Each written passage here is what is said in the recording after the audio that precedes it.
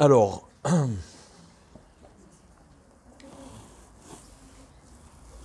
étant donné le calendrier et l'actualité, j'ai choisi de vous parler d'un thème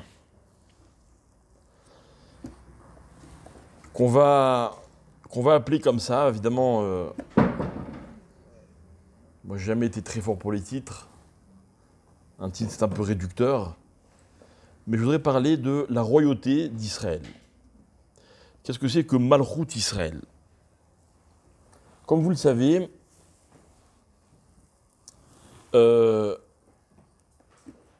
lorsque les enfants d'Israël traversent le désert, la Torah, Akadosh Baruch Hu, leur donne un certain nombre de directives par rapport à leur arrivée en Israël. Et l'une des mitzvot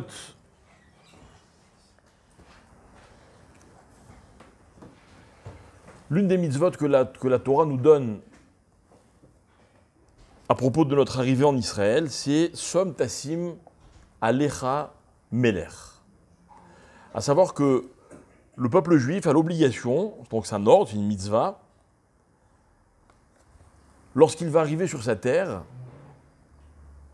de nommer, enfin en tout cas d'accepter le principe du roi.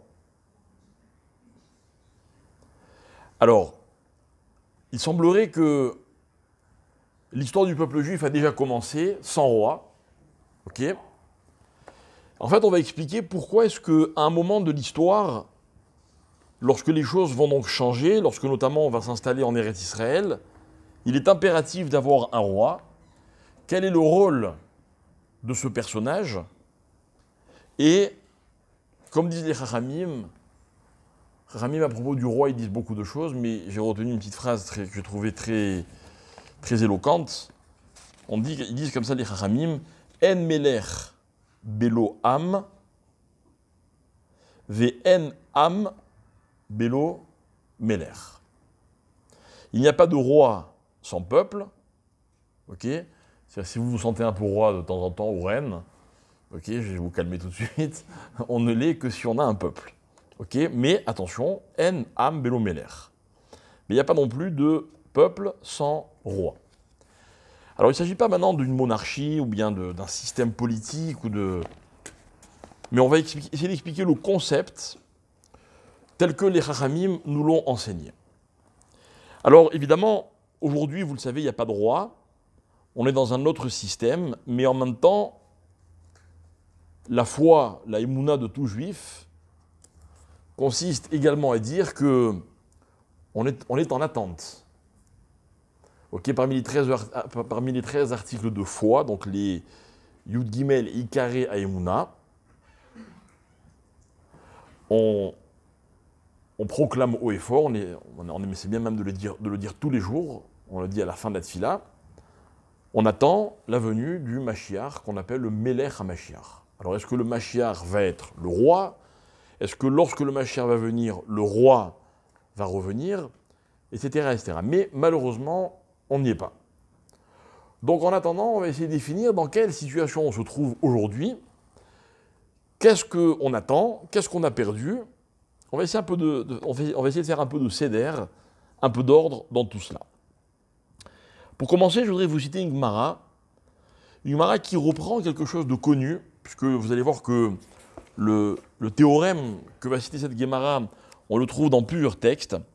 La Gemara se trouve à la fin du traité de Sota. Là-bas, la Gemara, elle va parler de la fin des temps, et elle va dire un certain nombre de choses. Alors elle va nous dire, par exemple, comment ça se passe quand le Beth Amikdash sera reconstruit, qu'est-ce qui s'est passé quand il a été détruit, etc., etc. Et puis à un moment, la Gemara, elle dit la chose suivante, donc je vous le cite, Beikvot Meshira. Alors, il y a une expression qu'on trouve plusieurs fois dans les textes, qui s'appelle la période qui est celle qui précède la venue du Mashiach. On l'appelle dans la tradition, en araméen, Igveta de Meshira. D'accord? Alors, de Meshira, ça veut dire du Mashiach, mais Igveta, c'est pas évident à traduire. Ok? Alors en hébreu, le mot Be'ikvot, en fait, alors, voilà, une seconde. Ekev, ça vient du mot talon. Mais le mot Ekev dans la Torah, par exemple, on le voit dans Ve'aya, Ekev Tishmeun, lorsque. C'est-à-dire, en fait, lorsque, c'est quand on est dans une période qui est près quelque chose. Ok?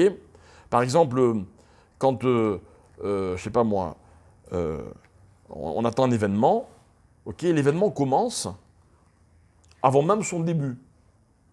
Parce que, étant donné qu'il s'agit d'un événement important, c'est de cela qu'on parle, on ne peut pas l'envisager sans une préparation. Donc un pré-événement. Ok?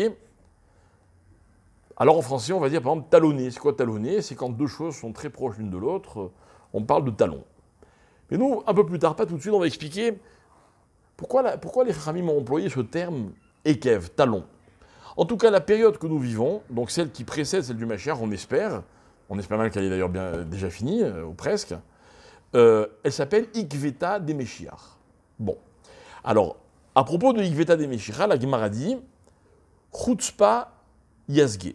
Donc c'est bien connu. On va vivre une période dans laquelle la chutzpa, c'est quoi la chutzpa? L'arrogance, l'insolence, l'effronterie, le culot, d'accord, va littéralement régner. Alors, on va expliquer un peu plus tard, c'est quoi chutzpah? C'est quoi chutzpah? Chutzpah, très rapidement, on va développer dans un petit peu plus tard, l'attitude qui s'appelle la chutzpah, c'est une attitude, en fait, qui est celle d'une personne qui fait, ou qui parle, ou qui se trouve dans des conditions qui ne sont pas adaptées. Un chatsouf, donc on va pas retraduire, mais on a compris, un insolent, un effronté, un culotté, excusez-moi l'expression, c'est quelqu'un qui s'octroie quelque chose qui ne lui revient pas. Ok, je vous prends votre place, je suis un chatsouf. Je vous dois du respect, je vous manque de respect, je suis chatsouf, c'est la chutzpah. D'accord? Donc, attention, avant que le Mashiach n'arrive, on va connaître une grande période de chutzpah. Mitrabim à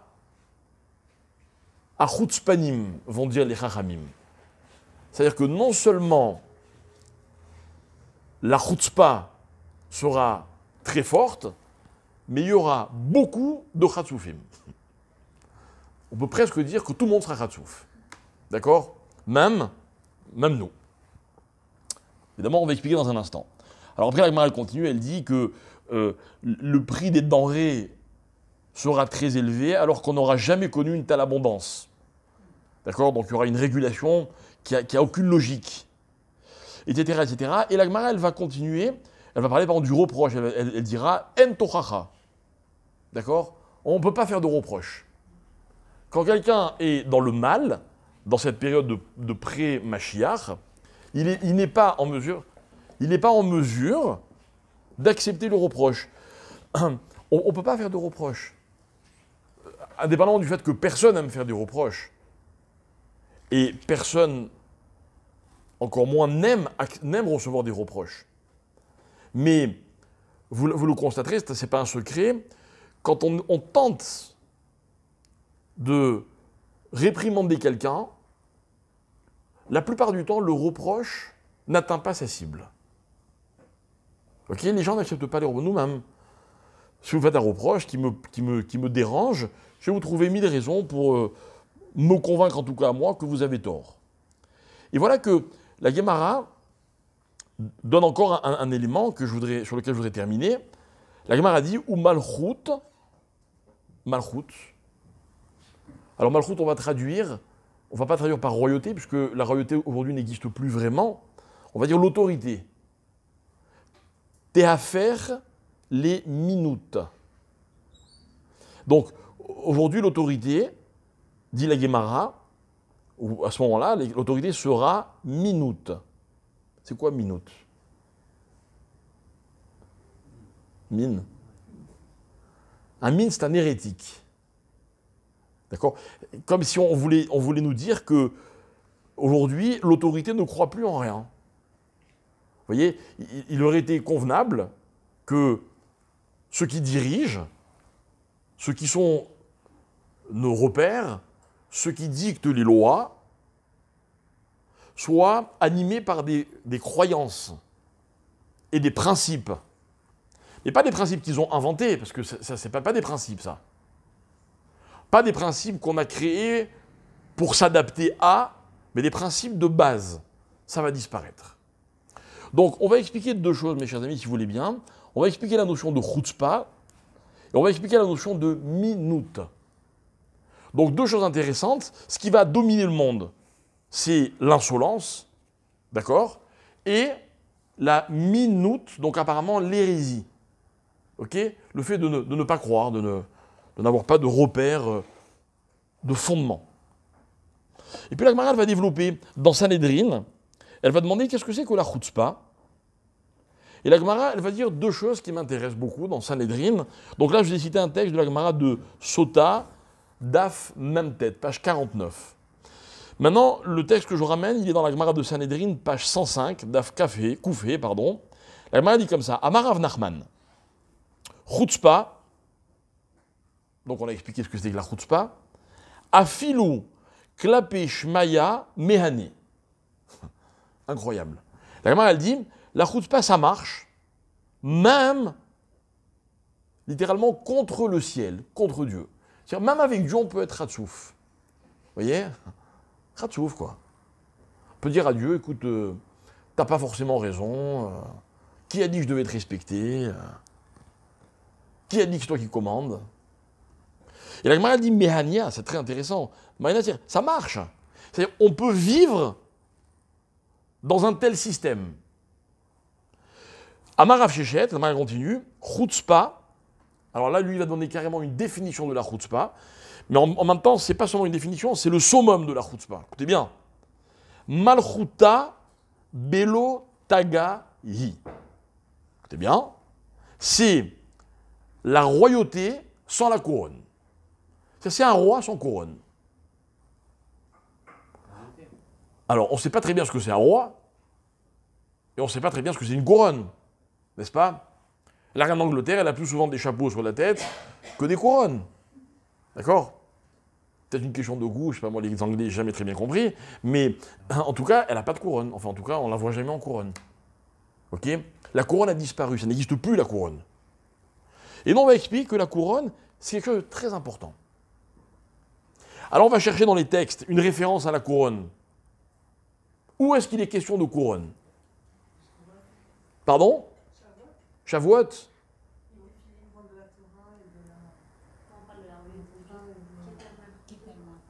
Bon, mais là, déjà, vous rentrez dans des dimensions auxquelles je n'arrive pas moi-même à accéder, de Kabbalah et de... D'accord? Moi, j'aime le concret, moi. Tachles. D'accord? Avant le roi David. La Gemara raconte, dans le traité de Menachot, Daf Kaftet, page 29, la Gemara raconte que le jour où Moshe Rabbeinu est monté dans le ciel pour recevoir la Torah, d'accord? Donc Marat de Menachot.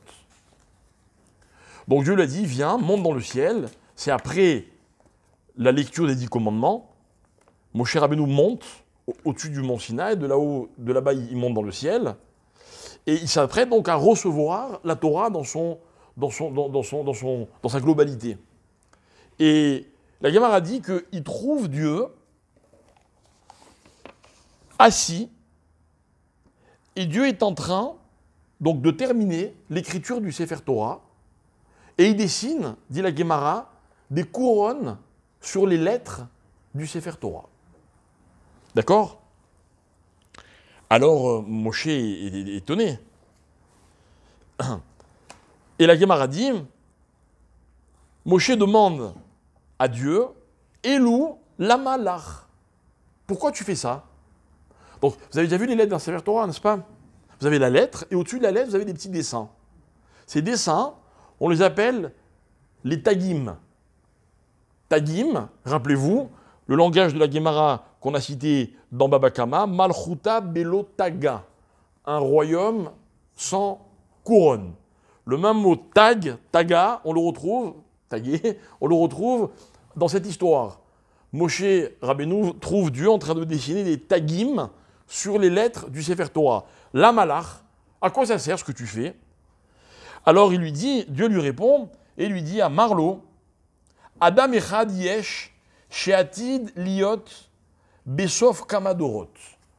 Dans plusieurs générations, viendra un homme, c'est Dieu qui parle, ve Akiva ben Yosef Shemo. Il s'appelle Akiva ben Yosef, donc Rabbi Akiba. She'atid lidrosh alkol kotz vekotz tile tilim shel alachot. Ce Rabbi Akiva, le jour où il va venir, il va enseigner, étudier, grâce à chacune des petites couronnes que j'écris, que je dessine sur les lettres, tile tilim shel alachot. On va traduire vulgairement des tonnes et des tonnes de halachot. D'accord? Alors juste une petite introduction pour que tout le monde comprenne de quoi il s'agit. Il y a des règles très strictes quand on écrit un Sefer Torah. D'accord? Si les règles ne sont pas respectées, c'est le cas de le dire, à la lettre, le Sefer Torah n'est pas cachère. D'accord? Parmi les règles d'un Sefer Torah, il y a ce qu'on appelle les tagim. Les tagim, c'est quoi? Sur certaines lettres, pas toutes, on ne va pas rentrer dans les détails maintenant, on se doit de dessiner des petites couronnes, c'est comme des petits traits. Vous voyez, en fait, il y a la lettre, on rajoute quelque chose au-dessus de la lettre. Alors, il y a des lettres avec un trait, deux traits, trois traits, etc. Si les tagim ne sont pas faits, okay, le Sefer Torah n'est pas cachère. C'est même un métier. Le sofer, il écrit le Sefer Torah, et très souvent, le sofer, pour gagner du temps, il fait appel à un autre prestataire qui va dessiner les tagim sur les lettres. D'accord?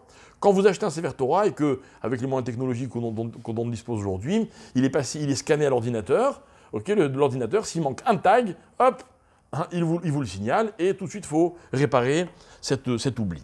D'accord? Que dit Hachem à Moshe? Il dit, tu vois, un jour viendra où un homme va enseigner des halachot grâce à ces tagim. Et moi, je pose une question que tout le monde se pose. Je ne comprends pas. Qu'est-ce qui compte? Grâce à quoi on apprend dans la Torah? Grâce à la lettre? Ou grâce au tag? Ou grâce à la couronne qu'il y a sur la lettre? Quelle est la fonction de cette couronne? D'ailleurs, j'ai une autre question. On va attendre jusqu'à Rabbi Akiba pour comprendre le sens de la lettre. Et Moshe, lui, il ne connaît pas. Vous imaginez comme c'est vexant? Moshe, il arrive dans le ciel, c'est la star. C'est lui qui va enseigner la Torah à tout le peuple juif. On lui dit, bon, pas pour toi ça. Un jour viendra quelqu'un... Pas du tout. Ce que veut dire Akadosh Baruch Hu à Moshe Rabbeinu, il veut lui dire, non, toi, tu n'as peut-être pas besoin de ce que moi je rajoute à la lettre, mais un jour, un homme viendra expliquer que si on ne lit que les lettres, on risque de passer à côté de beaucoup d'enseignements. Donc, je prépare le terrain pour ne pas que ces enseignements soient oubliés. Ok? Voilà le sens de tagim.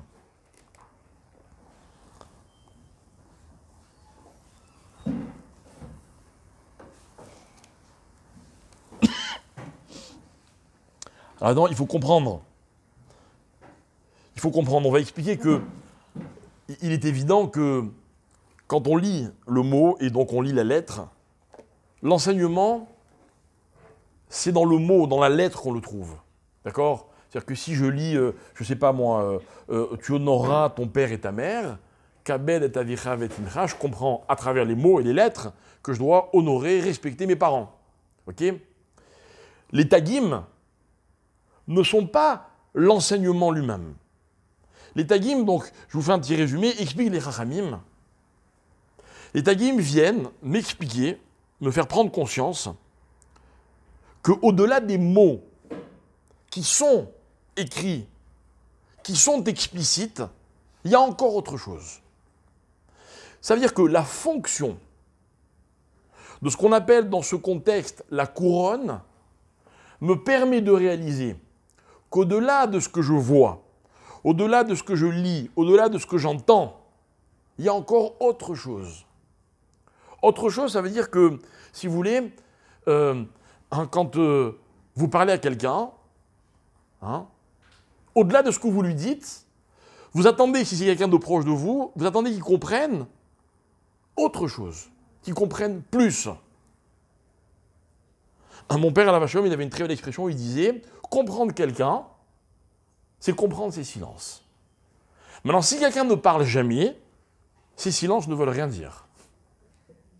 Mais quand quelqu'un a l'habitude de parler et qui ne parle pas, dans son silence, je perçois quelque chose. Ça veut dire, s'il n'y a pas de lettre, la couronne n'a aucun sens.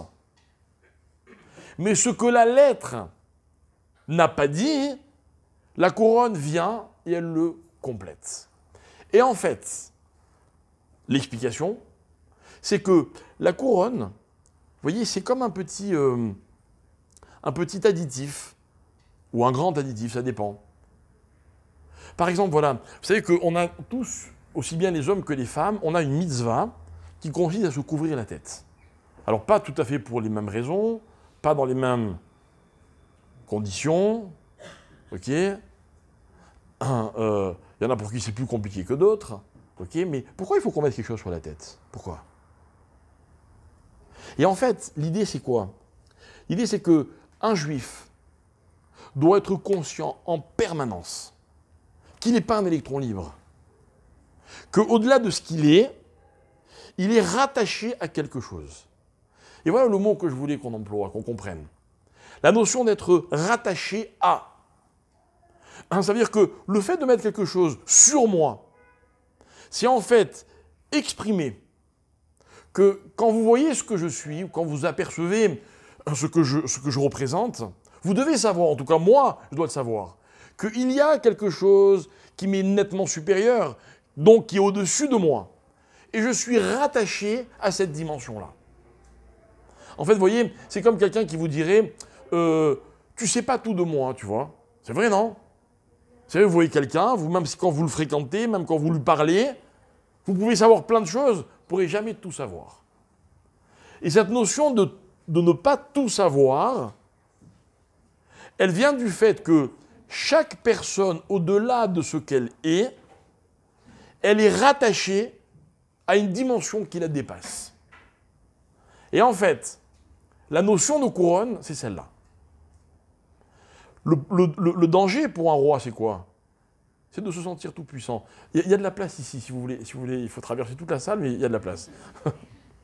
C'est la punition pour ceux qui sont en retard, je suis désolé. Mais... Ou alors il y a des chaises à côté, quand vous voulez. Venez. Voilà. D'habitude, le retardataire, c'est moi, donc c'est pour ça que je me permets de...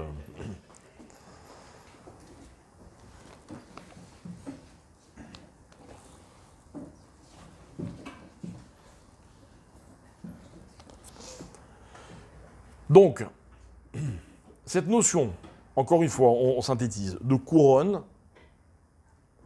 c'est donc cet artifice qui permet de réaliser que ce que j'ai en face de moi représente plus que la chose elle-même ou la personne elle-même.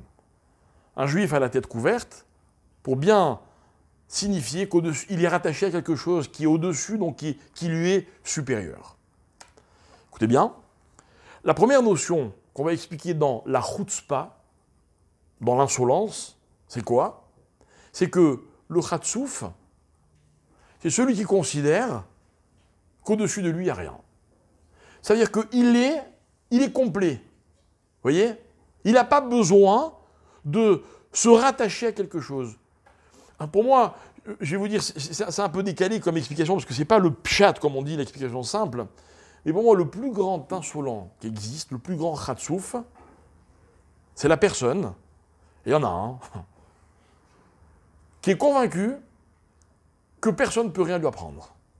Vous avez des gens, quand vous leur parlez, vous vous sentez idiot, quoi. C'est-à-dire, tout ce que vous dites, ils le savent déjà. Ou alors mieux, moi je donne des cours de Torah, donc ça m'arrive souvent. Il y a des gens qui vous expliquent encore mieux ce que vous leur dites. Mais c'est vrai. Et c'est un drame. Pourquoi? Parce que quand on adopte cette attitude, alors on est imperméable. Finalement, on peut pas. On revient à l'exemple de tout à l'heure, quand on dit le reproche n'existe plus, cette personne ne pouvait pas la changer.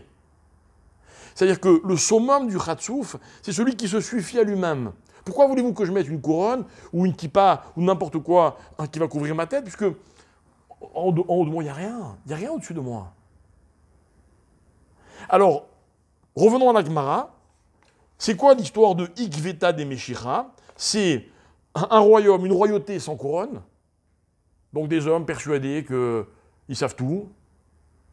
Ok?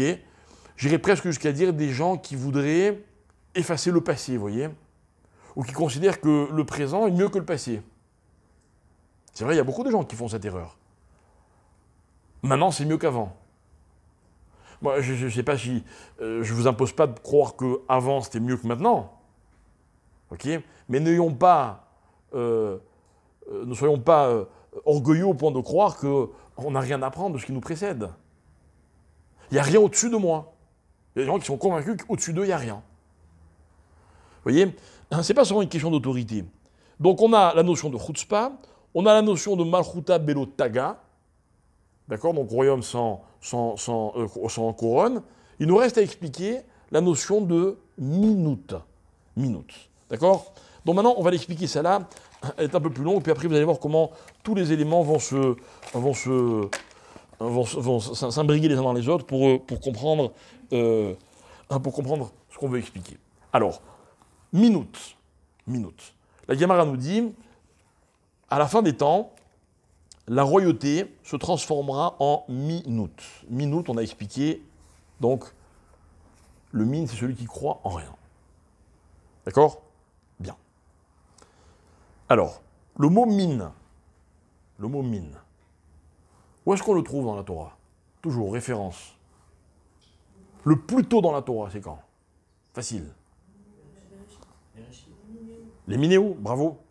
Au moment de la création du monde, dans Bereshit, la Torah va plusieurs fois raconter que lorsque Dieu a créé des choses, il les a créées, chaque chose, les Minéou. En fait, Dieu a créé des espèces, d'accord? Donc, par exemple, il y a une espèce qui s'appelle, je ne sais pas moi, le lion, il y a le singe, il y a les oiseaux, il y a les poissons, il y a l'homme. Tout ça, ce sont des espèces, des mines. Ok? Des mines. Et en fait, Akadosh Baruch Hu, au moment de la création du monde, il a créé toutes les espèces.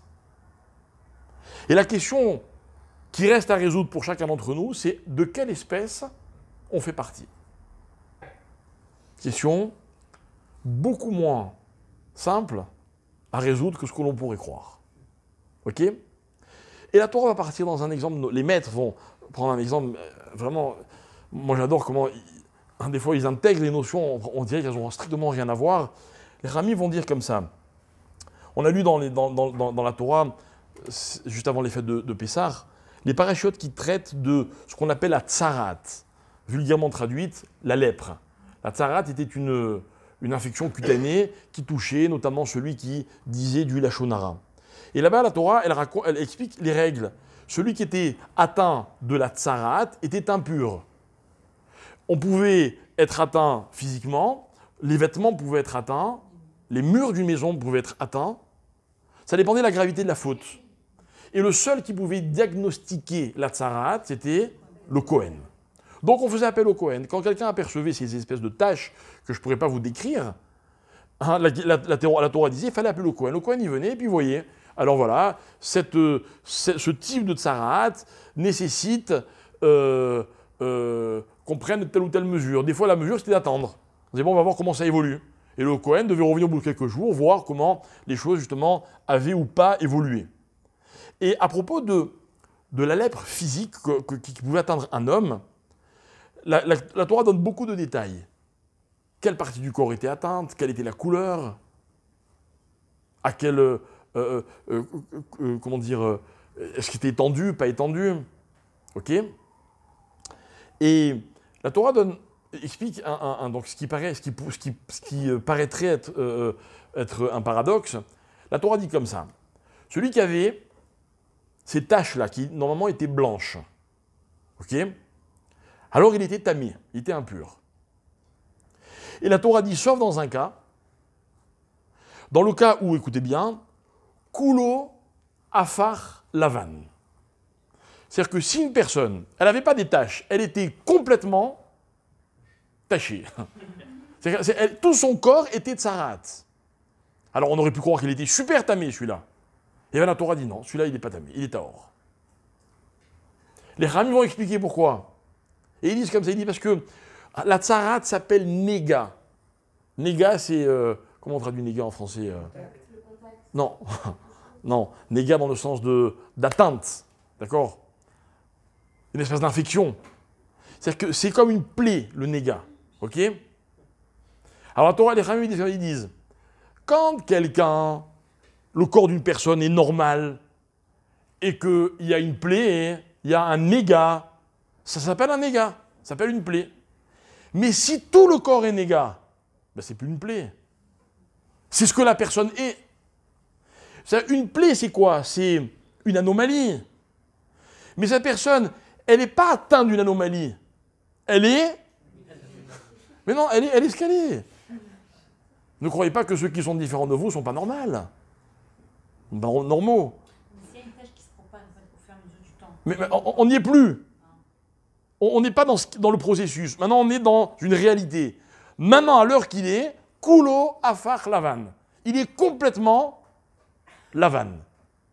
C'est-à-dire, il a cette tache blanche qui recouvre tout son corps. Il est tahor. Vous savez pourquoi? Explication, je l'ai adorée. Parce que quelqu'un qui est atteint d'un défaut, écoutez bien, il fait partie du mine, c'est-à-dire de l'espèce normale, par exemple, on va dire c'est un homme, mais il a un défaut. Mais quand quelqu'un, il est complètement défaut, il n'est plus un homme avec un défaut. C'est un autre mine, c'est plus un homme. Il est devenu autre chose. C'est belle, hein? C'est-à-dire que quelqu'un qui aurait un défaut, peu importe, soit un défaut physique ou un défaut moral, ok, vous savez, le plus grand voleur du monde, il y a en lui une part d'honnêteté.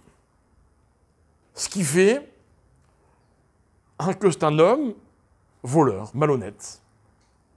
Un homme égoïste, c'est une personne qui est une personne, mais il y a en lui de l'égoïsme. Mais quand une personne est atteinte d'un défaut au point que toute sa personne est un défaut, ben il ne fait plus partie de l'espèce qu'on connaît. C'est incroyable. Ah, ça, c'est pas un problème. Mais t'inquiète pas. Si jamais ça arrive, tu viens me voir. D'accord? Non, mais si ça arrive pour le défaut, ça arrive forcément. Peut-être, mais c'est pas possible. D'accord? Alors, reprenons. On a souvent parlé dans nos cours, c'est une notion qui permet d'avoir accès à un tas de définitions. Ce que c'est que la tsura. La tsura, c'est donc la forme d'une chose. C'est l'application d'un concept. Un Adam, un homme, un être humain, dans le sens noble du terme, c'est une personne qui correspond à Tsurat Adam. C'est-à-dire qu'il n'est pas seulement un homme parce qu'il est constitué comme un homme, mais parce que dans son fonctionnement, d'accord, il est homme. Donc c'est normal, dans l'espèce humaine, qu'on ait des défauts, des qualités, un peu de ceci, un peu de cela, beaucoup ou pas, peu importe, c'est normal. Ça s'appelle Tsurat Adam. Mais quelqu'un qui n'est que défaut, donc celui dont la lèpre est un négat dans toute sa personne, il n'a plus de Tsurat Adam. Il est autre chose. Il est autre chose. Ok?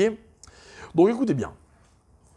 Lorsque, ça bien sûr ça a existé, lorsque, mon nom guérissait, hein, lorsque la Gemara parle de Malchut qui devient mine, qui devient, alors on a expliqué mine dans le sens d'hérétique, mais là on donne complètement une autre explication. La Gemara, elle avait dit quoi? Elle avait dit elle avait dit, excusez-moi, Ve malchut tehafer les minutes. Venez, on retraduit cette expression. Malchut, royauté, tehafer, c'est-à-dire quoi tehafer? Voilà. On emploie le mot Efer. Vous savez ce que c'est Efer? Efer, c'est tout le contraire. Ok? Je crois qu'en français, on dit antonyme, si je ne me trompe pas. Il y a le synonyme et l'antonyme. C'est-à-dire que c'est un mot, mais qui veut dire exactement l'inverse. Vous voyez? Exactement l'inverse. C'est très difficile de définir les contraires. On a fait plusieurs cours là-dessus. Qu'est-ce qui est contraire? Hein? Alors la Torah, heureusement, elle nous donne des définitions. Lumière et obscurité sont deux contraires. Ok? Mais à condition que lumière soit lumière et obscurité soit obscurité. Mais dès qu'on est dans les nuances, on n'est plus dans les contraires. Vous connaissez d'autres contraires? Oui, c'est pareil. C'est pareil. Moi, j'en connais un très bien. Homme et femme. Homme et femme, la Torah dit, ce sont des contraires. Vous comprenez? Contraire. C'est-à-dire que, je ne sais pas, il y a beaucoup de gens qui ne sont pas mariés, mais bon, moi, non seulement je suis marié, mais je suis rabbin, donc j'ai beaucoup de gens qui viennent me raconter un peu leurs histoires, etc. Ok. Et puis, une chose qui revient souvent, c'est quand les gens vous disent mais je lui ai fait un compliment, et il l'a compris comme un reproche. Ou elle, peu importe, ça revient au même.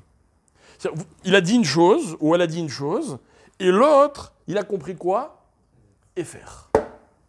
Il n'y a pas d'explication. Hein. Il n'y a même pas de solution. Non, il faut faire avec. Mais c'est intéressant. En fait, écoutez bien, dans les couples, je vais dire quelque chose d'un peu grave, mais c'est pas grave, il faut le dire de temps en temps, dans les couples où l'homme et la femme ne sont pas des contraires, c'est qu'apparemment, soit l'homme n'est pas complètement homme, soit la femme n'est pas complètement femme. Mais une relation équilibrée vient de ce que chacun, il est complètement ce qu'il est censé être. Ok? Ne m'agressez pas, je ne suis pas en train de définir ni les rôles, ni la place. Non, j'explique les concepts. D'accord? C'est un théorème. Ok? Efer, il y a plein de Efer dans la Torah. Ok? Là, on me dit comme ça, la royauté, le concept de Malchut, il va se changer, il va être le Efer de Malchut. Et c'est quoi le Efer de Malchut? C'est Min. Maintenant, comprenons, selon ce qu'on vient d'expliquer, c'est quoi Min? Min dans le sens d'espèce. C'est-à-dire, c'est une autre espèce. C'est une autre espèce. Par exemple, regardez, vous prenez l'homme et la femme, c'est une espèce. Mais si vous prenez une autre espèce, un animal, c'est quoi un animal? C'est le Efer de l'espèce humaine. Pas forcément parce que tout est différent, mais parce que, étant donné qu'on est dans une autre catégorie complètement, on est dans un autre mine. Et quand on change de mine, et il ne s'agit pas de l'expression moderne qu'on appelle en hébreu mine, qui veut dire le sexe d'une personne, ok? Il s'agit de l'espèce. Quand on est dans une autre espèce, on est dans un Efer. Vous savez, dans la Torah, on est un peu radical dans les définitions, dans le sens positif du terme. C'est-à-dire que les choses ne sont vraies que quand elles sont définies. Il n'y a pas pire que la non-définition. Sachez une chose, mes chers amis, c'est que toutes les erreurs que l'on commet dans la vie viennent du manque de définition. Pour ne pas commettre d'erreur, il faut savoir définir. Exemple, et là, je vais vous citer le contraire des contraires, le bien et le mal. Le bien et le mal. Moi, un jour, il y a un rave, il m'a dit, je vais te faire un cadeau. Et il m'a fait un cadeau inestimable. Je quittais sa yeshiva, et il m'a dit, avant de partir, je vais te donner un dernier enseignement, et tu vas l'emporter avec toi toute ta vie. Il m'a dit, voilà, à chaque fois que tu entreprends une démarche dans ta vie, à chaque fois que tu dois faire un choix, pose-toi une question. Ce que tu veux faire, ce que tu vas faire, c'est bien ou c'est mal? Et là, il y a trois possibilités. Soit c'est mal, je ne le fais pas. Soit c'est bien, je serais fou de ne pas le faire. Soit c'est ni bien ni mal, alors là, il faut se sauver. Parce que c'est pire que tout. Parce qu'on est dans la non-définition. Parce que quand on n'est pas dans la définition, même si sur le moment, ce n'est pas une erreur, mais c'est sûr que ça entraînera des erreurs. Comprenez? Ça veut dire que je crois que l'intelligence, c'est de savoir être radical dans les définitions, mais très souple dans les applications. Ok? Voilà. Donc, loin de moi l'idée de dire que quelqu'un est bien ou mal, mais je suis obligé de définir ce qui est bien et ce qui est mal. Loin de moi l'idée de dire que je suis bon ou que je suis mauvais, parce que ce serait ou bien une illusion ou bien une autodestruction, mais je suis obligé de définir ce qui est bien et ce qui est mal. Et je suis obligé de définir chaque chose pour savoir si elle est bien ou si elle est mal. Et quand je suis dans les nuances, quand je suis dans l'à peu près, je vais vers l'erreur. Donc là, on est dans la notion de mine. Mine, c'est une espèce. On est soit une espèce, soit un contraire. Contraire de quoi? Je ne sais pas. Mais être un autre mine, une autre espèce, c'est tout changer. C'est effaire. Et voilà que, me dit la Guémara à la fin des temps, l'autorité, c'est-à-dire ceux qui nous dirigeront, seront mine, un nouveau mine, une nouvelle espèce, un truc qu'on n'a jamais vu. Jamais vu. C'est vrai d'ailleurs, c'est ce que les hommes revendiquent. Les hommes revendiquent le changement constamment. On sort d'une période électorale. Hein? Il y a un candidat qui n'a pas promis des changements. Ça n'existe pas. Chaque candidat sait parfaitement que s'il ne propose pas de changement, personne ne va voter pour lui. Et c'est quoi le plus grand paradoxe? C'est que celui qui a promis le plus de changements, apparemment celui pour lequel le plus de citoyens ont voté, c'est celui qui n'a rien changé depuis des années. Enfin, c'est le même, quoi. C'est le même. Je suis très content qu'il soit élu, tant mieux pour lui. Et peut-être pour nous, j'espère. Mais en tout cas, c'est curieux quand même. Mais le changement, il n'y a rien de plus populaire. C'est accrocheur, le changement. Mais c'est très dangereux. Pourquoi? Parce que changer, oui, mais attention. À vouloir trop changer, on risque d'inverser. On risque de la fort. D'accord? Et c'est dans cette zone très compliquée que l'humanité risque de se retrouver. La société crée cette tendance qui s'appelle la forte les minutes, changer les espèces. Mais évidemment, on va continuer à expliquer un petit peu. Ok? On va expliquer que, en fait, le changement, pardon, pas le changement, la dynamique, de quoi est-ce qu'elle dépend? De quoi dépend la dynamique? Alors, il y a des exemples très intéressants, par exemple, bon, on va voir si on a le temps, on y reviendra aux exemples, mais déjà, on va aller vers nos explications les plus intéressantes. Ok? Alors voilà. Le roi Salomon, dans le livre de Michelet ou dans le livre de Qoéleth, parle très souvent de l'autorité, du gouvernement, de la royauté, etc. Évidemment, c'est le roi Salomon qui l'a écrit. D'accord? Le roi Salomon, dans la tradition, c'est l'exemple, le symbole de l'héritier de la royauté. Le symbole de la royauté dans Israël, dans le peuple juif, c'est qui? C'est David. David Melech Israël, Chai Vekayam. D'accord? Et Shlomo HaMelech, c'est le seul roi d'Israël qui a hérité de la royauté de David HaMelech. Donc c'est un sujet qui le préoccupe. On trouve dans ses écrits toutes les définitions de ce qui est censé être ce personnage qui a un rôle incroyable qui s'appelle le roi. Okay, il va parler notamment de ce dont il faut s'éloigner, de ce dont il faut se rapprocher, etc. Et Rashi va expliquer que ce dont il faut le plus s'éloigner, c'est minute. Minute, d'accord? Donc de nouveau ce même concept. Et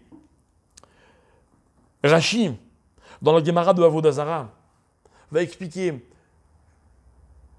qu'est-ce qu'un gouvernement dangereux. Hein? Quand je dis gouvernement, ce n'est pas qui est le président, le Premier ministre ou les ministres. Non, gouvernement, c'est ceux qui nous dirigent. Quel est le vrai danger de ceux qui nous dirigent? Et il explique ce que c'est que la minute un petit peu différemment.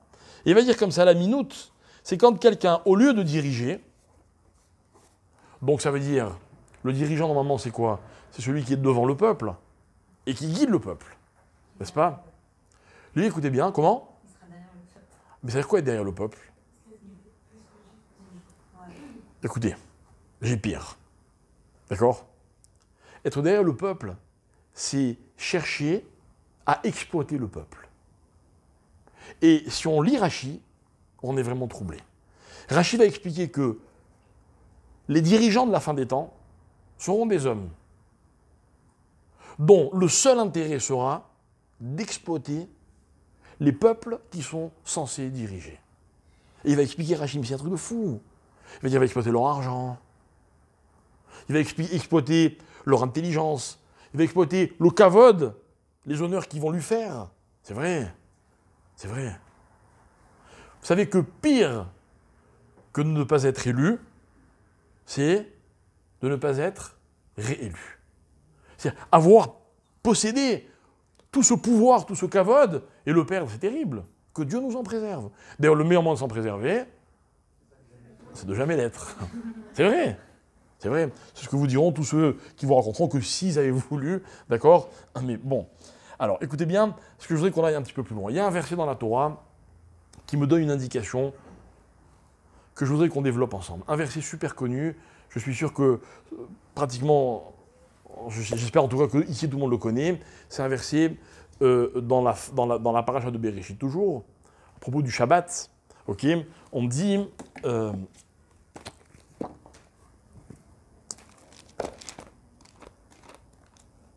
dit la chose suivante.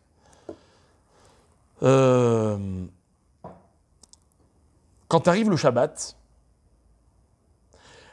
qu'est-ce qui s'est passé le jour du Shabbat? Qui vaut Shabbat, car en lui, ce jour-là, Shabbat s'est reposé. Qui? Dieu.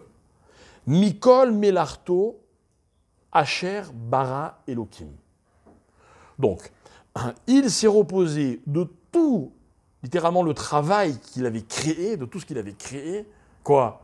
Le ciel et la terre et tout ce qu'ils contiennent. Ok? Et à la fin, il y a un mot. C'est quoi le mot de la fin? La asot.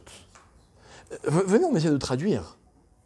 Qui vaut Shabbat Mikol Melarto Asher Bara Elohim, la asot. Car ce jour-là, il s'est reposé de tout ce qu'il avait créé pour faire. Il est incongru ce mot. On ne comprend pas ce qu'il veut dire. Qu'est-ce qu'il vient nous enseigner ce mot? Alors, il y a des paresseux dans la salle. S'il y a des paresseux dans la salle, je suis désolé pour vous. Mais nos maîtres disent, notamment le Maharal de Prague, il dit comme ça, il dit en fait ce mot, il vient nous enseigner une seule chose. C'est que le sens du monde, c'est quoi? C'est de faire. C'est que Dieu n'a pas créé un monde pour que le monde soit créé. Il a créé un monde pour que les choses... se fassent. Et non pas qu'elles soient faites. D'accord? Donc, il a créé un monde d'action. D'action, mes chers amis, je suis désolé. Il n'y a pas de repos dans ce monde. Ah si, le Shabbat. Mais c'est très intéressant.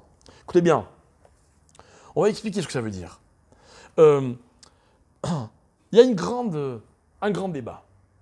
Un grand débat. Et ce débat, il oppose, on va dire, deux types de personnes. Ceux qui croient en Dieu et ceux qui ne croient pas en Dieu. D'après ceux qui croient en Dieu, Dieu a créé le monde. D'après ceux qui ne croient pas en Dieu, comment le monde a été créé? Allez, on va dire Big Bang.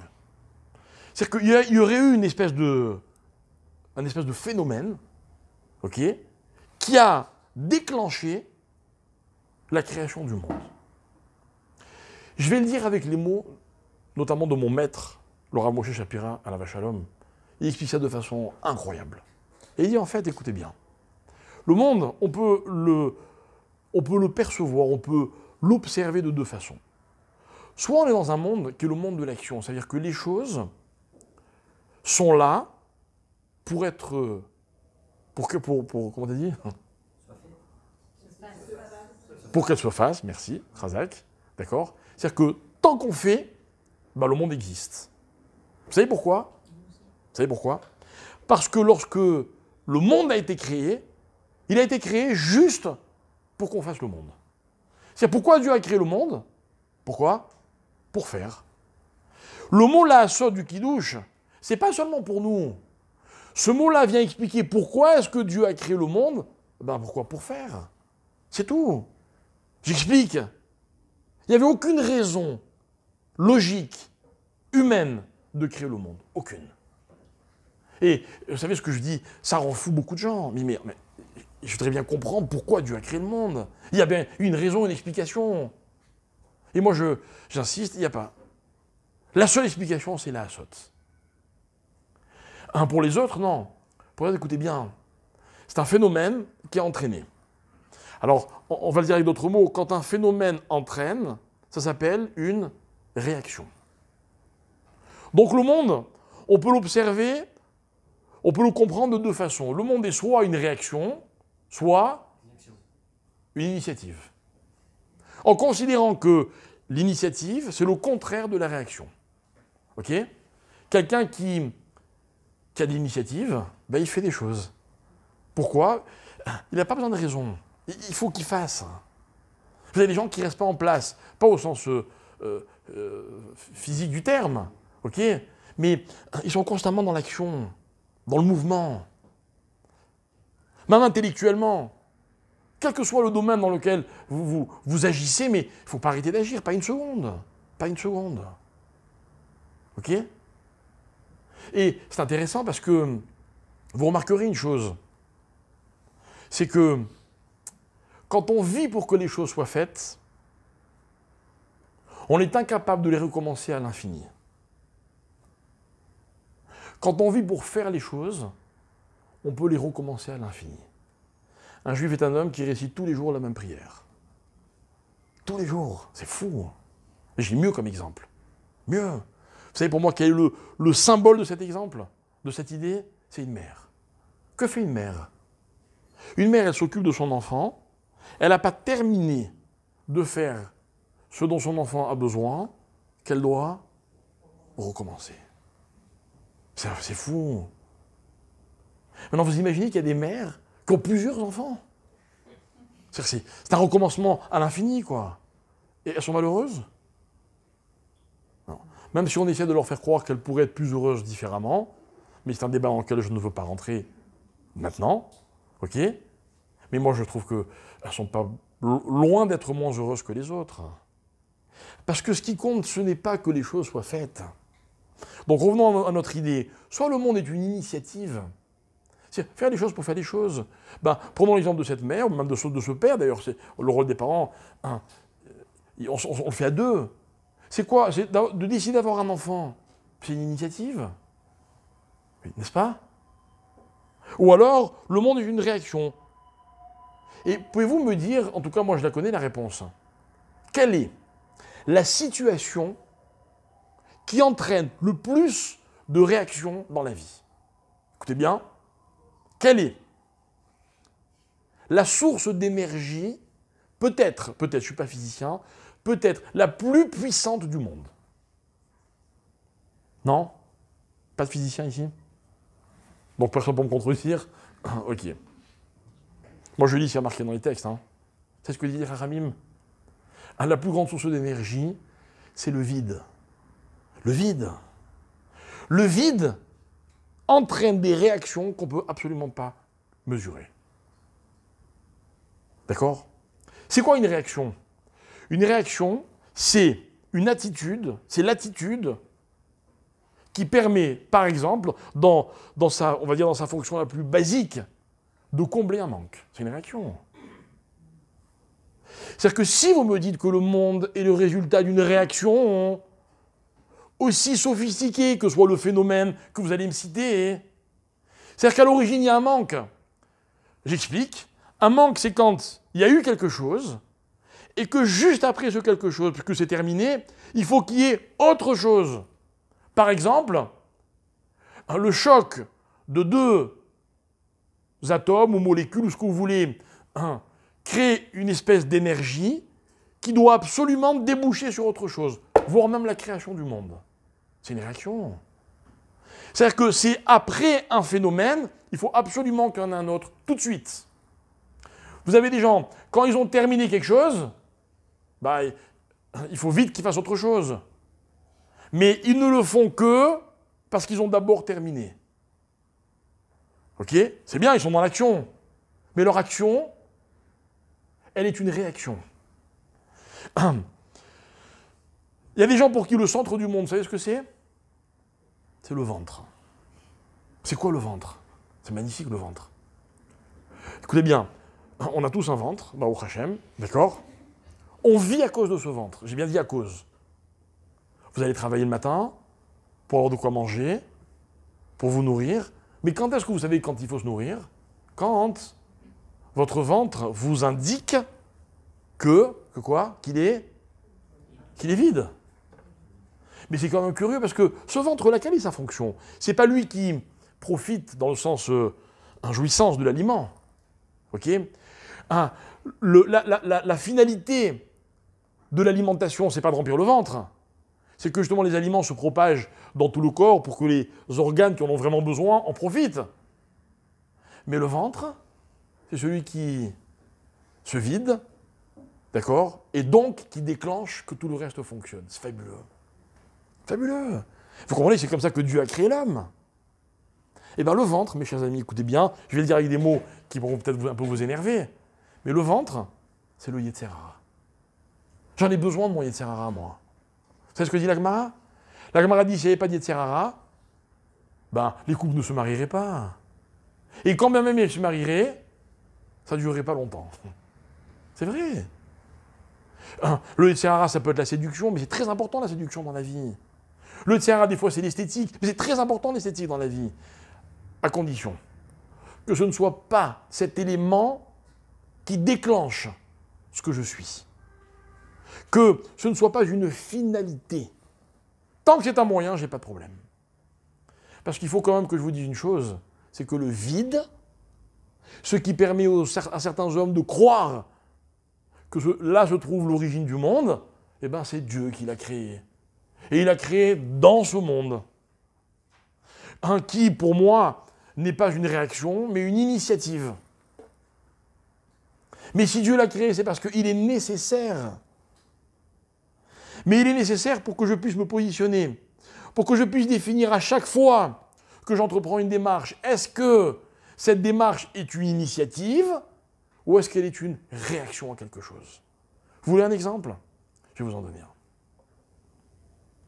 un. Vous avez une bouche et vous l'utilisez beaucoup, sans vous connaître à tous personnellement, je le sais. D'accord? Venez, on fait une petite analyse. Mais je ne veux pas les réponses, je pose des questions, chacun connaît sa propre réponse. Si vous faites la somme de paroles que vous avez prononcées en une journée, combien de paroles sont l'expression d'une initiative et combien de paroles ne sont que l'expression d'une réaction? Combien de paroles j'ai dit et je regrette? On m'a provoqué. Il y avait une situation qui a fait que j'aurais dû me taire. J'ai réagi. Mais c'est fou. C'est fou ce qu'on est conditionné par la réaction dans la vie. Mais la réaction, mes chers amis, c'est pas la saute. Non. La réaction, ce n'est pas la démarche du monde. Vous savez pourquoi? Écoutez bien. Écoutez bien. Pourquoi ce mot-là saute? Il est dit juste le Shabbat. C'est quand même curieux. Tous les jours, c'est la saute, sauf le Shabbat. Or, tout ce que je viens de vous expliquer vient de ce mot, la saute, qui, curieusement, est ramené le Shabbat. C'est ce que dit la Gemara. Je vous cite. La Gemara dit comme ça. Elle dit, qu'est-ce qui s'est passé le Shabbat? Et elle dit, voilà. Lorsque Dieu a créé le monde, il y avait tout dans le monde. Il y avait tout. Vous savez qu'il y avait tout? Tout était déjà là. Peut-être pas les objets, il n'y avait peut-être pas les ordinateurs, mais il y avait tout ce qu'il faut pour que le monde fonctionne. Après, les hommes vont passer leur temps à adapter, à transformer, mais l'essence des choses existe. Il manquait une seule chose. Une seule chose. Vous savez laquelle? Laquelle? Le travail. Pas du tout. Dieu n'a pas arrêté de travailler pendant 6 jours. Au contraire, mais non, mais on est Shabbat. L'homme a déjà été créé. Il manquait le repos. Il manquait l'inaction. Ba'a à Shabbat, ba'a menucha. C'est moi qui dis, pas moi, c'est pas moi. La Gemara dit Maya Aolam Chaser. Quelle est la seule chose qui manquait dans le monde? Le repos. C'est-à-dire quoi il manquait le repos? C'est-à-dire que, c'est quoi le repos? C'est une dimension qui manquait au monde. Vous savez ce que c'est le repos? Le repos, c'est quand il faut pas faire. C'est-à-dire que de la même manière que le monde ne peut fonctionner sans faire, sans action, le monde ne peut pas fonctionner s'il n'y a pas cette notion de ne pas faire, de menoucha. Si on reprend notre exemple de la parole n'a de sens que parce que des fois, on est capable de se taire. Mais oui. Rappelez-vous ce que j'ai cité tout à l'heure. On comprend quelqu'un à travers ses silences. Pourquoi? Pas parce qu'il ne parle jamais. Parce que là, il n'a pas parlé. Là, il n'a pas parlé. Vous savez, je peux vous donner 1000 exemples. Vous avez des gens, ils adorent dire tout ce qu'ils pensent. D'accord? Tout ce qu'ils ressentent. Ça, j'aime pas. Ben, au bout d'un moment, on ne peut plus prendre en compte ce qu'ils disent. Mais quand une personne sait se taire quand il faut et parler quand il faut, ben, ce qu'il dit, on l'écoute. Si on ne vous écoute pas, la plupart du temps, c'est pas parce que vous ne parlez pas assez, c'est parce que vous parlez trop. Mais c'est vrai. C'est parce que le la saute, tout le monde sait ce que c'est. Mais le pas la saute, c'est beaucoup plus difficile. C'est la notion de Shabbat. C'est donc la preuve que le vrai sens du monde, il est dans le la saute. Pourquoi? Parce que Dieu a créé une alternative qui s'appelle ne pas faire. Et cette alternative, elle prend son sens, le Shabbat. Donc finalement, le la saute, c'est le Shabbat que je le comprends parfaitement. L'initiative. Vous avez compris? C'est ça les paradoxes. Ok? Alors, très brièvement, le monde dans lequel nous vivons n'est pas un monde dans lequel il faut que les choses soient faites, mais c'est un monde dans lequel nous devons faire les choses. Et au bout de tout ça, il y a un aboutissement, mais attention, il y a deux options possibles. Il y a d'un côté le Gan Eden, d'un autre côté le Gehinam. Je ne vais pas traduire le paradis, l'enfer, pas du tout. Pas du tout. Je vais traduire la chose suivante. Le Gan Eden, c'est la dimension qu'atteint un homme quand dans ce monde, il s'est réalisé. Ça veut dire, il est une dynamique, il est le résultat de ses initiatives. Il s'est réalisé. Vous savez ce que c'est le Gehinam? C'est le monde de l'absence, disent nos maîtres. Le monde du chasser, le vide. Ça veut dire, c'est malheureusement le constat que risquerait de faire un homme dont toute la démarche pendant sa vie n'a été que de réagir, de combler des vides. Combler des vides. Vous avez des gens, ils travaillent pas pour se payer ce qu'il leur faut, mais pour se payer ce qui leur manque. C'est vrai. Et regardez, le monde entier, sur quoi il est basé? Sur quoi il est basé? Quand vous marchez dans la rue, quelle est la chose que vous voyez le plus? Le plus. Ce sont des objets qui existent pour vous donner envie. C'est incroyable. C'est incroyable. Vous avez toute une culture qui est la culture, par exemple, de ces personnes qui sont physiquement parfaites, qui incarnent le bonheur, qui portent des vêtements en vous donnant l'impression que si vous avez les mêmes, ben vous atteindrez ce bonheur, quoi. C'est vrai. Là, pour moi, le meilleur exemple, c'est la publicité de ce cow-boy, un viril, libre, indépendant, dans une étendue sans limite, au coucher du soleil, et qui allume une cigarette. Et tout le monde se dit, si je fume cette cigarette, je ressemblerai à cette image. Et tout le monde se trompe. Tout le monde se trompe. Vous avez tous, un jour ou l'autre, acheté quelque chose en vous disant, quand je l'aurai, je serai content. Combien de temps ça a duré? C'est ça, chasser, vous comprenez? Vous réalisez ce que le chasser dans notre vie peut nous faire, l'énergie qu'il représente. Mais il n'y a pas d'aboutissement à ça. Le Gehinam, je ne sais pas si c'est une fournaise dans laquelle on va brûler, je ne sais pas, je ne crois pas, c'est trop beau comme image. Moi je crois que le Gehinam, c'est quand un jour un homme réalise qu'il a passé sa vie à courir après des choses en pensant qu'elles lui manquaient, alors qu'elles n'avaient aucune réalité. Alors vous avez des gens dans leur vie qui ont manqué de plein de choses, mais qui se sont réalisés, qui n'ont pas perdu un instant de leur vie. Et moi, comme je le dis toujours, et encore une fois, je me permets de citer ce que mon père disait, parce que lui pouvait le dire, mais qu'on soit malade, hein, qu'on ait des problèmes financiers, toutes les situations de la vie permettent de réaliser cette chose-là. Ne croyons pas que pour se réaliser, il faut d'abord obtenir ce dont on a envie. Non. C'est pas comme ça que Dieu a créé le monde. Dieu n'a pas créé le monde sur le manque. Il a créé le monde sur la dynamique. Ça veut dire, il n'a fait que créer les moyens qui permettent à chaque personne de se réaliser. Ce que vous avez, ce que j'ai, c'est ce qui me permet de me réaliser. Tout le reste, c'est ce qui me manque. Il ne faut jamais confondre. Ok? Alors c'est quoi mine? Mine, c'est une espèce. À quelle espèce j'appartiens, mes chers amis? À l'espèce qui s'appelle Adam. Adam. Eh bien, lorsque Dieu a créé le monde était parfait. Et puis à la fin, il a créé l'homme. Et l'homme, c'est quoi? L'homme, c'est l'élément qui ne manquait pas au monde. Pas du tout. Mais c'est celui qui va donner au monde tout son sens. Pourquoi? Parce qu'il peut soit le sublimer, soit au contraire, le détériorer. Vous comprenez? C'est l'antithèse du manque. Dieu a pris l'initiative de créer cet homme, à son image, à lui. Le monde n'avait pas besoin de l'homme pour fonctionner. Mais l'homme, il va rajouter une chose qui n'aurait jamais existé s'il n'avait pas été là.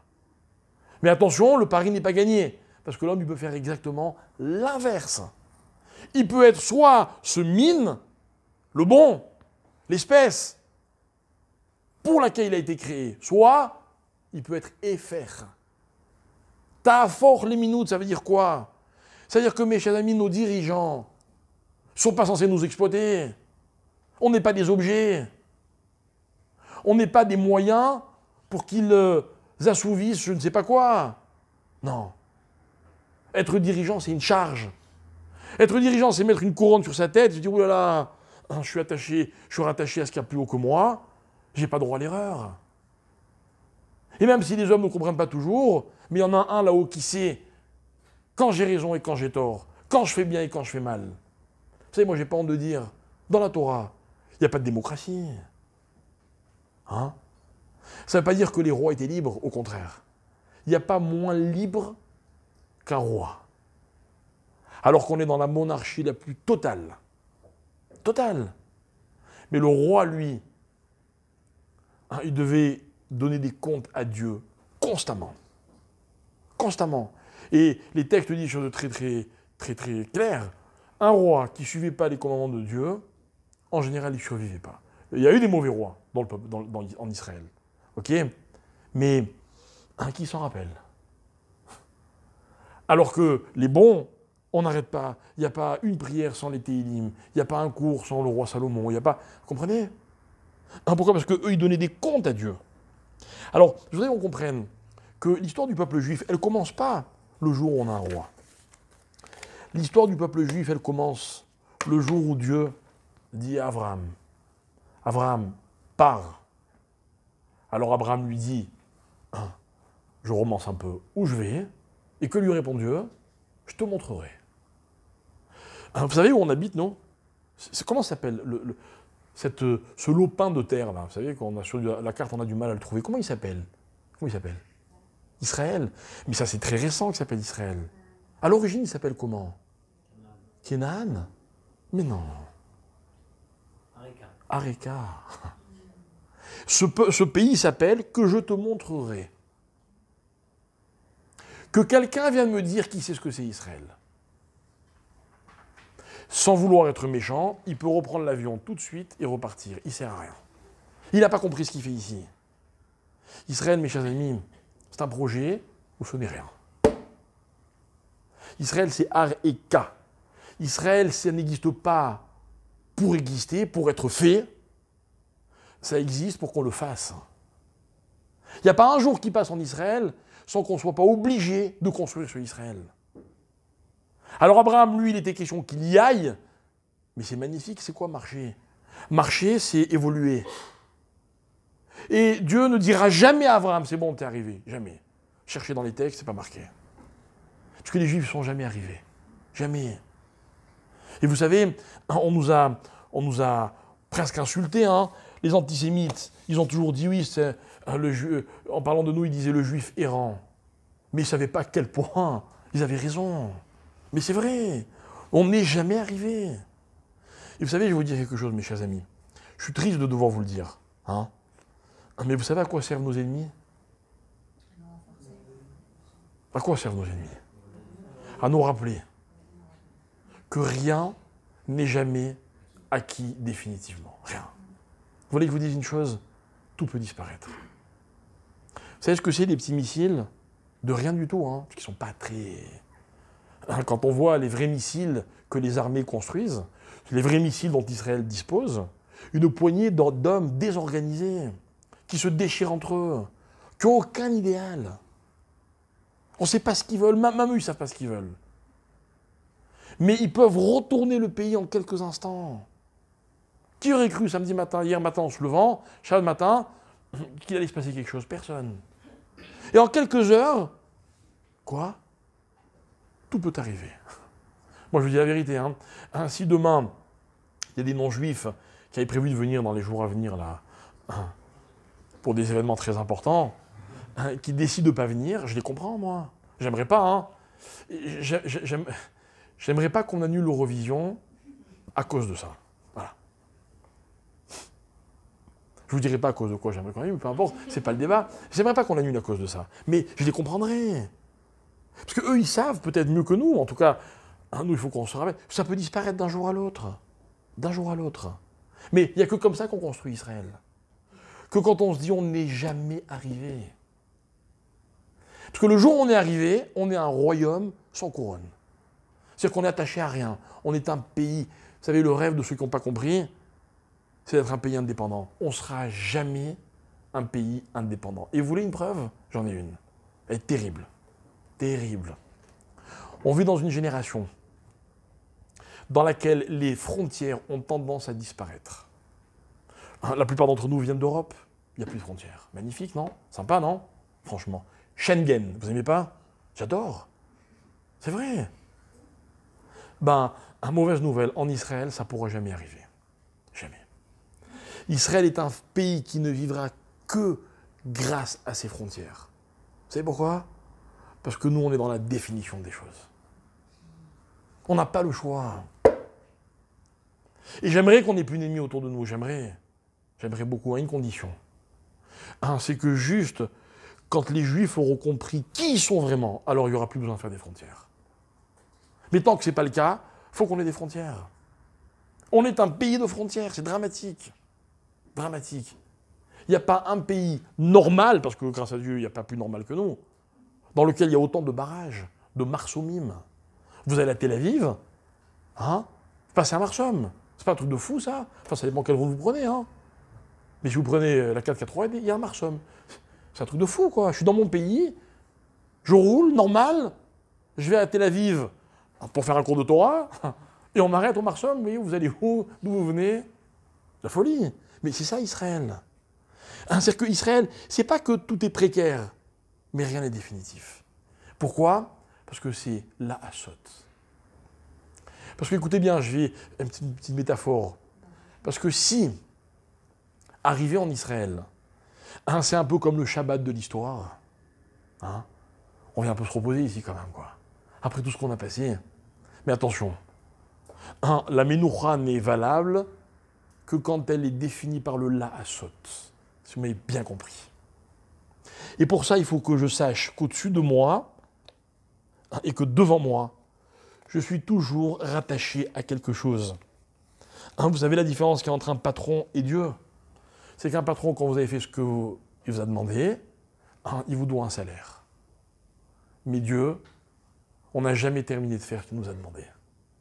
Donc ce qu'il nous donne, c'est jamais un salaire, c'est juste les moyens de continuer, c'est tout. C'est tout. Le sens de ma vie, c'est la Hassot. Je ne veux pas que le sens de ma vie, ce soit le vide, ce qui me manque. Je ne veux pas être un réactionnaire. Je ne veux pas agir à cause ou parce que... Non, je ne veux pas. Je veux être celui qui prend les initiatives. Et on fera un cours peut-être d'ici Shavuot pour expliquer la différence entre Pessah et Shavuot. Tu sais ce que c'est Pessah? C'est la liberté. Hein? J'ai entendu un très bel enseignement cette semaine d'un rave. Dans la Gemara, on raconte qu'il y avait un rave, j'ai oublié comment il s'appelle, hein, et il racontait que tous les ans à Pessah, il buvait les 4 verres de vin. Ok? Vous buvez du vin, vous, les 4 verres? Ouais, moi, j'arrive pas. J'arrive pas. Ok? Mais ce rave, il buvait alors que ça le dérangeait terriblement. Et il racontait, il disait, et chaque année, je bois 4 verres de vin, et ça me fait tellement mal que j'ai mal à la tête. Non, la Gemara, elle dit, il s'entourait la tête avec des vêtements très très serrés pour tellement il avait des maux de tête, jusqu'à Shavuot. Et à Shavuot, ces maux de tête disparaissaient. Quand il avait plus mal à la tête. D'accord? Alors la Gemara, tout le monde demande, enfin, il avait qu'à prendre du jus de raisin. Mal à la tête pendant 50 jours. Il a dit, mais j'ai pas dit que j'avais mal à la tête à cause du vin. C'est parce que quand je faisais la mitzvah des 4 verres de vin, hein, que ces 4 verres de vin, je les bois parce qu'il y a marqué, il y a 4 expressions dans le passouk qui désignent la liberté, je réalisais que j'étais un homme libre. Et jusqu'à Shavuot, j'avais mal à la tête en me disant, mais qu'est-ce que je vais faire de cette liberté? Et il disait, ce brave, il n'y a pas plus dangereux que la liberté. La liberté, c'est quoi? C'est le vide. Quand quelqu'un est libre, qu'est-ce qu'il fait? Il ne sait pas, il s'ennuie. Donc il peut faire n'importe quoi. Quand arrive Shavuot, il reçoit la Torah, il dit, ah, maintenant j'ai compris ce que c'est être libre. Être libre, c'est choisir ses initiatives. C'est choisir sa dynamique. Ce n'est pas réagir à, c'est décider que. Voilà ce que c'est qu'être juif. Voilà ce que c'est qu'un vrai roi.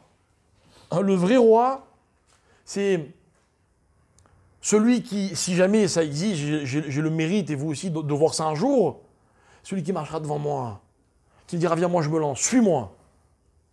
Je ne suis pas obligé de le suivre, mais j'ai envie de faire. Et le Gaon de Vilna, il disait quelque chose de magnifique. Il disait, on a plein de sens. Il y a la vue, il y a l'ouïe, il y a le goût, il y a tout ce que vous voulez. Il y a le toucher. Ok? Vous savez pourquoi cette génération s'appelle Igveta des Meshira? Pourquoi on fait référence au talon? Pourquoi le talon? Et le Gaon de Vilna avait toujours cette expression à la fois profonde et obscure pour ceux qui, quand on n'arrive pas à les comprendre. Il dit c'est parce que ce sera une génération dans laquelle on ne comprendra les choses qu'avec le talon. Et il disait le talon, hein, c'est l'endroit le plus bas du corps. Plus bas du corps. Le vrai intelligent, disait le Gaon de Vilna, c'est celui qui est capable de savoir quand il n'a pas compris. Quand il n'a pas compris. Tout à l'heure, je vous parlais de ceux qui pensent avoir compris avant même que vous ayez ouvert la bouche. Chez nous, c'est le contraire. On n'a jamais compris. Et quand on sait qu'on a compris, on sait qu'on a compris 1/1000 de tout ce qu'on peut comprendre. Pour moi, un grand médecin, c'est celui qui sait que tout ce qu'il sait, c'est rien par rapport à tout ce qu'il y a à savoir. La génération dans laquelle on vit est peuplée d'hommes qui se font croire qu'ils ont tout compris. Et mes chers amis, il ne faut jamais avoir tout compris. Jamais. Moi, ce que j'aime dans la Torah, c'est que il y a toujours quelqu'un pour dire le contraire. C'est vrai, non? C'est vrai. Quand vous achetez une viande cachère, il y aura toujours rien pour vous dire ça là. Moi, je pense qu'elle n'est pas très cachère. C'est énervant des fois, mais c'est pas grave. C'est-à-dire que tous les avis sont possibles. Pourquoi? Parce que dans le meilleur des cas, j'ai compris que le mien.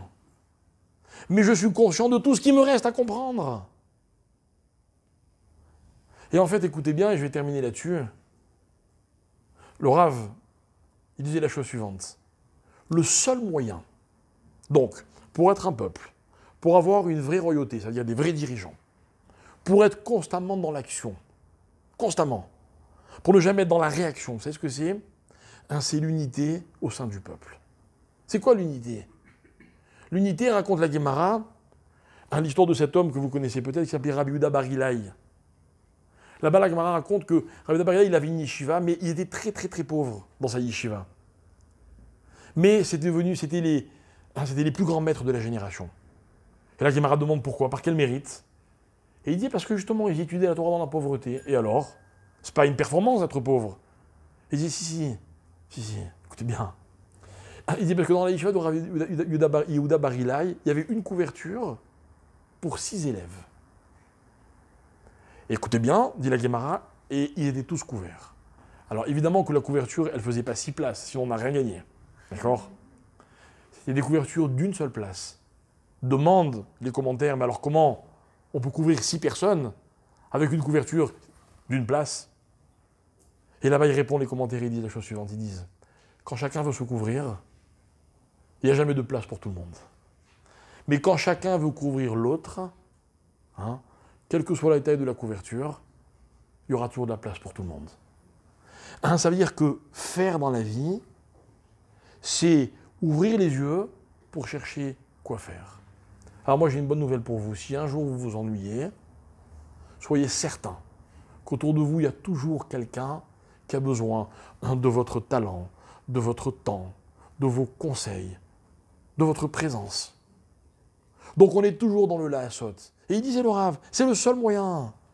Quand on vit les uns pour les autres, ben, il n'y a jamais de temps mort. Quand nos dirigeants vivront non pas pour eux, mais pour les autres, alors ce seront des vrais dirigeants. On sera dans l'initiative, dans le laasot. On sera toujours relié à ce qui est plus haut que nous. Et vous savez, qu'est-ce qui est plus haut que vous, à part Dieu? C'est ceux qui ont besoin de vous. Ils sont plus hauts que vous. Parce que c'est les meilleurs enseignants de la vie. Ah, parce que si vous arrive de croire qu'il vous manque quelque chose, rappelez-vous qu'il y en aura toujours qui ont encore moins que vous. Et c'est ça, si tu es quelqu'un plus haut que moi. Il m'enseigne celui-là. Ne serait-ce que parce qu'il lui manque, il m'a recadré. Il m'a permis de réaliser ce qui ne me manque pas, moi. Grâce à lui, je ne réagis pas. Je ne suis pas là pour combler des manques. Au contraire, je me rends compte de tout ce que j'ai, donc de tout ce que je peux faire pour les autres. Ah, voilà, mes amis, cette idée que je voulais expliquer. On est dans la semaine de Yom Ha'atzmaut. Et ce n'est pas un secret qu'il y a beaucoup de façons de fêter Yom Ha'atzmaut. Moi, je sais qu'ici, il y a des gens qui le font d'une façon qui n'est pas la même que moi. J'ai jamais cherché à imposer qui que ce soit à qui que ce soit. Je demande qu'on fasse la même chose en retour. Ok. Mais il y a une grande joie, indéniablement. Indéniablement. Je voulais qu'on comprenne le sens que c'est d'avoir la chance de vivre ici. Ici, c'est une terre de projet. C'est une terre qui ne sera jamais terminée. Jusqu'au jour où on aura un vrai roi qui nous dira c'est bon. Et avec lui, on passera à autre chose. Ne vous inquiétez pas, on ne va pas s'ennuyer. Ok. Mais si on réalise de cette dimension, on est les Avraham des temps modernes. On marche, on ne sait pas vers quoi on va. Mais on sait qu'on doit marcher.